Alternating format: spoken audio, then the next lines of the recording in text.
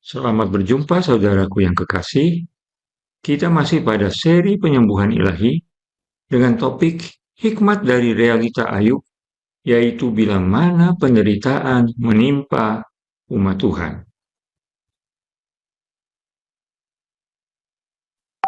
Ayub mengalami penderitaan. Kita juga memiliki berbagai macam penderitaan. Karena masalah kita bisa tubuh yang tidak sehat, pikiran yang tidak sehat, emosi yang tidak sehat, spiritual, hubungan dengan Tuhan, tidak sehat. Sosial, hubungan dengan siapapun, sesama manusia, tidak sehat. Atau pekerjaan yang tidak sehat. Atau pendapatan dan keuangan kita yang tidak sehat. Atau lingkungan kita yang tidak sehat. Oke. Marilah saudaraku yang kekasih, kita coba membuat personalisasi tokoh Alkitab. Personalisasi tokoh Alkitab adalah seakan-akan kita menjadi tokoh Alkitab yang mengalami hal tersebut. Olehnya nama Ayub boleh diganti dengan nama Anda. Di sini contohnya nama saya. Nah, kita mulai dengan perkenalan yang indah dari Ayub 1 ayat 1. Ada seorang laki-laki di tanah Uz bernama Ayub. Orang itu saleh dan jujur. Ia takut akan Allah dan menjauhi kejahatan. Nah, kita personalisasikan. Ada seorang laki-laki di tanah Minahasa bernama Ruben Vetesupit. Orang itu saleh dan jujur. Ia takut akan Allah dan menjauhi kejahatan. Wah, saudaraku, inilah tanah Minahasa yang sangat-sangat indah. Tempat dari leluhur kita orang-orang Manado yang bisa luar biasa. Tetapi kita boleh menggantikannya dengan nama daerah asal kita masing-masing karena itu real. Dan kita boleh ganti dengan nama kita masing-masing karena itu juga real. Dan nasib kita bisa bermacam-macam, sejenis serupa dengan yang dialami oleh Ayub. Nah, ada kebiasaan baik dari Ayub. Setiap kali apabila hari pesta telah berlalu, dia memanggil anak-anaknya dan menguduskan mereka. Keesokan paginya, bangunlah tokoh ini lalu mempersembahkan korban bakaran sebanyak jumlah anak-anaknya. Mungkin anak-anakku sudah berbuat dosa dan telah mengutuki Allah di dalam hati. Demikianlah dilakukan tokoh itu senantiasa. Oh, luar biasa, selalu komunikasi dengan Tuhan. Mari kita melihat ilustrasi mengenai Daud dan Tuhan. Maka berdirilah tokoh itu lalu mengoyak jubahnya dan mencukur kepalanya, kemudian sujudlah ia dan menyembah. Tokoh itu sedih sekali, termasuk istrinya pun dan semua yang tersisa. Tetapi ia tetap tegar, katanya, dengan telanjang aku keluar dari kandungan ibuku. Dengan telanjang juga aku akan kembali ke dalamnya. Tuhan yang memberi, Tuhan yang mengambil, terpujilah nama Tuhan. Dan kesemuanya itu tokoh ini tidak berbuat dosa dan tidak menuduh Allah berbuat yang kurang patut. Dia tetap takwa kepada Tuhan. Dia tetap ibadah dan dia berkomunikasi dengan cara-cara yang ia ketahui. Kemudian iblis kembali datang ke sorga dan dia berkata kepada Tuhan, kulit ganti kulit, orang akan memberikan segala yang dipunyainya ganti nyawanya. Tapi ulurkanlah tanganmu dan jamahlah tulang dan dagingnya. Ia pasti mengutuki engkau di hadapanmu. Maka firman Tuhan kepada iblis, nah, ia dalam kuasamu, hanya sayangkan nyawanya. Kemudian iblis pergi dari hadapan Tuhan, lalu ditimpanya tokoh dengan bara yang busuk dari telapak kakinya sampai kepada batu kepalanya. Lalu tokoh tersebut mengambil sekeping beling untuk menggaruk-garuk badannya sambil duduk di tengah-tengah abu. Maka berkata istrinya kepadanya, masih bertekunkah engkau dalam kesalehanmu? Kutuki Allahmu dan matilah. Tetapi jawab tokoh ini kepadanya, engkau berbicara seperti perempuan gila. Apakah kita mau menerima yang baik dari Allah, tetapi tidak mau menerima yang buruk? Dalam kesemuanya itu, tokoh kita tidak berbuat dosa dengan bibirnya. Istri tokoh ini sangat prihatin dan ketus kepada Tuhan. Mungkin dia tidak membenci Tuhan, tapi dia sangat mengasihani suaminya. Dan tokoh suami ini tetap tegar dalam imannya. Kemudian saudara-saudara, ada datang teman-temannya. Ya, mungkin dia 3 orang, si Utuk, si Ungke, si Ucok. Ya, lalu mereka duduk bersama-sama dia di tanah selama 7 hari 7 malam. Seorang pun tidak mengucapkan sepatah kata kepadanya, karena mereka lihat bahwa sangat berat penderitaannya. Maka tokoh melanjutkan uraian, demi Allah yang hidup, yang tidak memberi keadilan kepadaku, dan demi Yang Maha Kuasa yang memedihkan hatiku. Selama napasku masih ada padaku dan roh Allah masih di dalam lubang hidungku, maka bibirku sungguh-sungguh tidak akan mengucapkan kecurangan dan lidahku tidak akan melahirkan tipu daya. Tokoh tetap merasa diri benar dan tidak bersalah. Aku sama sekali tidak membenarkan kamu, teman-teman yang menuduh aku dengan teologi yang salah. Sampai binasa aku tetap mempertahankan bahwa aku tidak bersalah. Kebenaranku kupegang teguh dan tidak kulepaskan. Hatiku tidak mencela sehari pun daripada umurnya. Saudaraku yang kekasih, bila mana bencana datang, ada yang berkata, "Oh Tuhan, bukankah aku telah berbuat baik? Bukankah aku telah melayani Engkau? Aku menuruti Engkau semampu-mampunya. Mengapa penderitaan ini jadi kepadaku?" Dan ada teman-teman yang datang, yang mau menyatakan tidak mungkin bahwa bencana datang kepada orang yang kudus, hanya kepada orang berdosa. Cepatlah mengaku, karena ada dosa, ada kesalahan yang menyebabkan engkau mendapatkan hukuman bencana ini.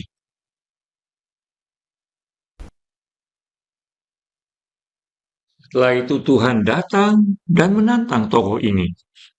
Maka dari dalam badai Tuhan menjawab tokoh. Siapakah dia yang menggelapkan keputusan dengan perkataan-perkataan yang tidak berpengetahuan? Bersiaplah engkau sebagai laki-laki. Aku akan menanyai engkau, supaya engkau memberitahu aku. Lalu Tuhan menantang, menunjukkan siapa yang berkuasa dalam mencipta bumi. Di manakah engkau ketika aku meletakkan dasar bumi? Ceritakanlah kalau engkau mempunyai pengertian. Siapa yang telah menetapkan ukurannya? Bukankah engkau mengetahuinya? Atau siapakah yang telah merentangkan tali pengukur padanya? Atas apakah sendi-sendinya dilantak? Dan siapakah yang memasang batu penjurunya? Pada waktu bintang-bintang fajar bersorak-sorak bersama-sama, dan semua anak Allah bersorak-sorai. Siapa telah membendung laut dengan pintu, ketika membuat keluar dari dalam rahim? Ketika aku membuat awan menjadi pakaiannya dan kekelaman menjadi kain belendungnya. Ketika aku menetapkan batasnya dan memasang palang dan pintu. Ketika aku berfirman, sampai di sini boleh engkau datang, jangan lewat. Disinilah gelombang-gelombangmu yang congkak akan dihentikan. Tuhan meminta penjelasan pengecaman. Maka jawab Tuhan kepada tokoh, apakah si pengecam hendak berbantah dengan Yang Maha Kuasa? Hendaklah yang mencela Allah menjawab. Maka jawab tokoh kepada Tuhan, sesungguhnya aku ini terlalu hina. Jawab apakah yang dapat kuberikan kepadamu? Mulutku kututup dengan tangan. 1 kali aku bicara, tetapi tidak akan kuulangi. Bahkan 2 kali, tetapi tidak akan kulanjutkan. Tokoh mulai gugup, dan Tuhan terus menantang. Bersiaplah engkau sebagai laki-laki, aku akan menanyai engkau dan engkau memberitahu aku. Maka jawab tokoh kepada Tuhan, aku tahu bahwa engkau sanggup melakukan segala sesuatu. Dan tidak ada rencanamu yang gagal. Oleh sebab itu aku mencabut perkataanku, dan dengan menyesal aku duduk dalam debu dan abu. Saudaraku yang kekasih, kadang-kadang kita tidak tahu apa yang terjadi, dan kita membayang-bayangkan seakan-akan Tuhan melupakan, atau Tuhan sudah tidak peduli dengan kita, tidak mencintai kita lagi. Padahal Tuhan sangat peduli, sangat mencintai, dan Tuhan siapkan bala bantuan atau perkara yang sangat indah luar biasa bagi kita, maka kita harus membuka mata akan hal tersebut. Jadi, Tuhan menghukum orang berteologi yang keliru. Saudaraku yang kekasih, kita pada saat sehat-sehat, apakah kita sudah memiliki doktrin atau keyakinan atau teologi yang benar, ataupun kita yang waktu kita jadi sakit, apakah kita punya keyakinan berubah? Apakah kita mulai mempersalahkan Tuhan? Apakah kita diam dan menerimanya? Kita menyaksikan bahwa Tuhan memberikan hukum kepada sahabat yang berteologi salah. Dan tokoh ini, dia tetap dekat dengan Tuhan. Lalu kemudian Tuhan memulihkan lebih dari sebelumnya. Tuhan mengembalikan harta-hartanya. Dan dia juga mengembalikan akan keluarganya. Maka Ayub juga mendapat 7 orang anak laki-laki dan 3 orang anak perempuan. Anak perempuan yang pertama, Yemima.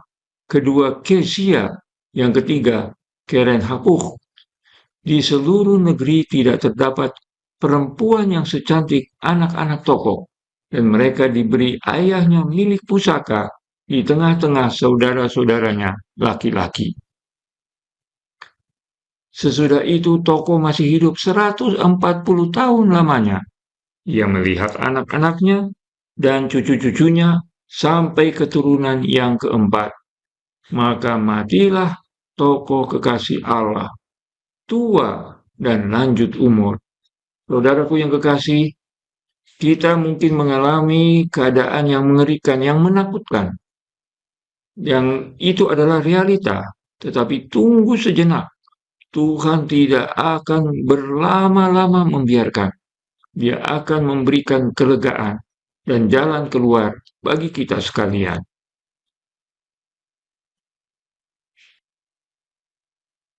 Saudaraku, mari kita coba bertanya seperti Ayub.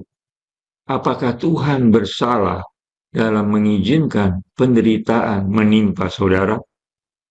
Kita akan hidup di dunia yang masih fana. Dan ada yang menyebabkan. Bisa oleh karena iblis yang membuat penyakit, bisa karena diri kita sendiri yang membuat kita menjadi sakit, bisa lingkungan, infeksi, kecelakaan, bencana bisa membuat kita sakit, bisa orang lain yang bersalah dan membuat kita sakit, bahkan ada keturunan atau hal-hal dari orang tua yang boleh diturunkan kepada anak-anaknya secara genetika herediter. Tetapi saudara, kembali kepada kita, kepada kesadaran dan iman kita.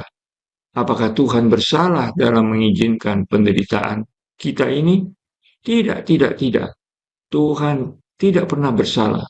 Tuhan selalu benar, Tuhan selalu baik, Tuhan selalu menang, dan terpuji nama Tuhan. Karena itu ayat yang kita angkat adalah Ayub 19 ayat 25 dan 26. Tetapi aku tahu penebusku hidup, dan akhirnya ia akan bangkit di atas debu. Juga sesudah kulit tubuhku sangat rusak, tanpa dagingku pun aku akan melihat Allah. Saudara, pada waktu kita sedih dan mau menangis oleh karena penderitaan, sesungguhnya tersenyumlah sedikit, tersenyumlah lebih banyak, tersenyumlah lebih banyak, tersenyumlah lebar-lebar dan tertawalah dan pujilah nama Tuhan di dalam derita tantangan kita. Suatu hal yang sangat indah, karena cawan pahit itu bukan diberikan oleh musuh, tetapi oleh Bapa kekasih kita, menempelkan akan cawan itu ke bibir kita. Minumlah sayang, teguklah sayang, itu akan berbuah suatu hal yang indah. Hubunganmu dengan Tuhan akan semakin kokoh dan mantap. Jadi, marilah kita ketahui bahwa Tuhan beserta dengan kita.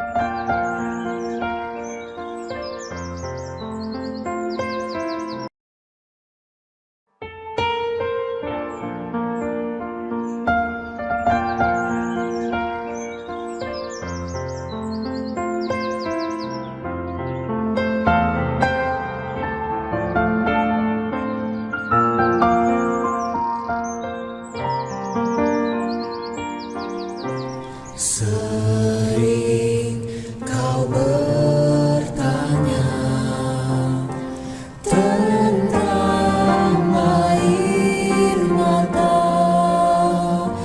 dan beban berat melebihi kesanggupan. Allah ada di dekatmu dan pegang tanganmu, tak lisanmu. Allah mengerti. Allah pun tahu kepedihan hatimu. Dilihatnya tetes air matamu. Dia selalu bersamamu dan pegang tanganmu. Tangisanmu Allah mengerti. Di dalam dukamu dan hancur hatimu, kau bertanya, mengapa ini terjadi? Tapi Allah tak lupakanmu. Dia pegang tanganmu, tangisanmu. Allah mengerti. Allah pun tahu kepedihan hatimu. Dilihatnya tetes air matamu. Dia selalu bersamamu dan pegang tanganmu. Tangisanmu Allah mengerti. Allah pun tahu kepedihan hatimu. Dilihatnya tetes air matamu. Dia selalu